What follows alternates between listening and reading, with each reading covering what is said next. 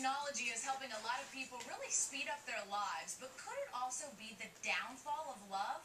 A recent survey by OkCupid showed that frequent Twitter users actually have shorter relationships. Social media maven Amanda Miller-Littlejohn has been looking into this and has some reason why this could be true. So if we hang out on Twitter a lot, does this mean for Facebook too that might not be good in our relationships here? Well, it's interesting because the survey that OkCupid conducted was among its users. So you've got people on the site that are looking for love, they're looking for relationships. And I would think that if a person signs up for something like OkCupid, they're trying to increase their odds for finding the best possible match. That would make sense. So, I mean, for the average 30-year-old person who was not a heavy Twitter user, their relationship lasted about 13 months and a few weeks. Okay. Whereas if you were a heavy Twitter user, your relationship lasted about 14 months. So the difference is negligible, I think. Right. Is there something to this, though? Because everybody's talked about what happens when, I have my phone right here. I always have it, talking to people, doing things. Some people have, what is it called, the alerts through their phone for when there's a Facebook status update, where there's Twitter so they can just go on. I mean, I just think that's just too much. I think that if you're looking for love and you're dating and you find yourself at a restaurant at the table and instead of talking to the person you're looking at this thing, you're on Twitter, then you might have a problem. And same with Facebook. But I have lots of friends and followers who are heavy Twitter users and they're in great relationships. I'm a heavy Twitter user. I use it multiple times per day and I've been happily married for years. So how long do you spend on Twitter and Facebook? Gosh.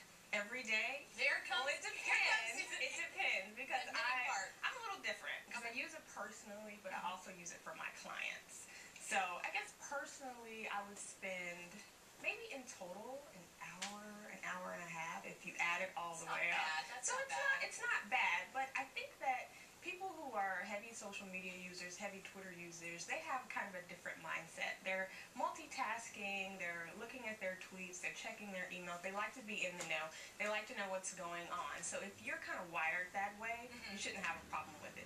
But again, if you're out looking for love, you're on a date, or you're having a conversation, and you find that, oh my God, I can't resist the urge to check my tweets. I need to look. And it's interfering with your real, live, in-person relationships, then you might kind of want to take a look at what you're doing and sit back a little bit. But do you ever find yourself where you mix this with work and maybe a little personal, that you have to find yourself going, okay, I need to shut that laptop, I need to cut myself off? You know what? Sometimes, and I will admit this, sometimes I don't want to tweet, but I kind of feel obligated to kind of let people know. And then if I don't tweet for a day or two, sometimes my followers will say, what's going on? Are you okay? So it's interesting because, the relationship that you form on Twitter actually evolve into, sometimes in some cases, real in-person relationships. So people get to know you, they feel like they're a part of your life, so you can't just check out but that's interesting. They feel like they're a part of your life, but really they're not. And some people might feel a closer relationship,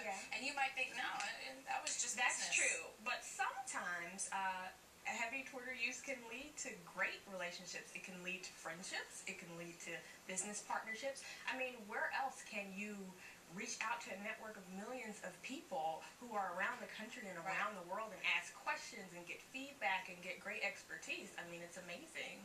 You talk about so many people that are on there, and when you think about how many tweets that are just sent worldwide, day in and day out, and just people being very personal about what they're putting out there, what kind of judgment do you think needs to be out there for people as far as how personal do you want to get?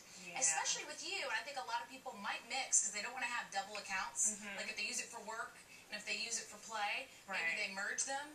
Well, some people have secured accounts so that they lock their tweets for only a certain group of special people. But I mean, if you're using Twitter for business and you're using Twitter to kind of enhance your profile, that's not really a great idea because you want as many people as possible to be able to see what you're doing. But you also have to remember, this is the internet. You put something out there and it's out there. It is. Yeah. So if you wouldn't, my rule of thumb is if I wouldn't want my mom to see it, then I don't say it. That's a good way. That's a good way to look at it because it all come back to the mom in some way, shape, or form. Your mom might see that, right? It's interesting because my mom is in Tennessee, but sometimes I'll post something on Facebook. She's not even on Facebook. But people who follow me on Facebook. We'll talk to her about it. Yes, Because I was about to be very impressed that your mother's on Twitter and on not. Facebook. She's not, but she knows people who are on Facebook. And So she has like and they moles follow on me. Facebook and It's Twitter. crazy. So I have to will be tell careful. her about her daughter. I like that. She's like a sleuth. Kind of, sort of, yeah. All the way in Tennessee.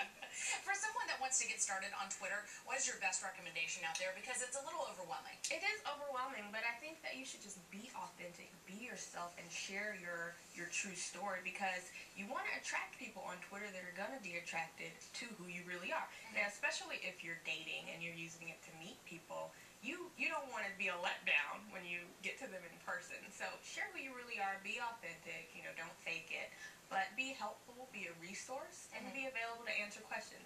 Twitter is a commitment. If you're going to get on it, you kind of got to commit to the long haul, but you get out of it what you put into it, so you kind of got to play to win. Makes sense. Amanda, thanks for being here with us. Thank you Good so to much. see you. It was fun. Coming up on the show, are you a slave to the season? We're going to tell you how you can beat all those allergy hotspots.